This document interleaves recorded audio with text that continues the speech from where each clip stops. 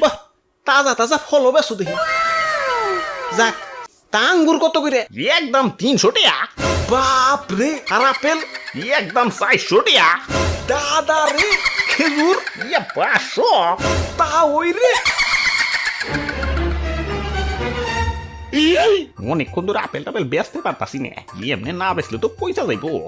যেমনি হোক ওর কাছে ব্যস্ত হইব। আচ্ছা নেও, কম রাহমনি।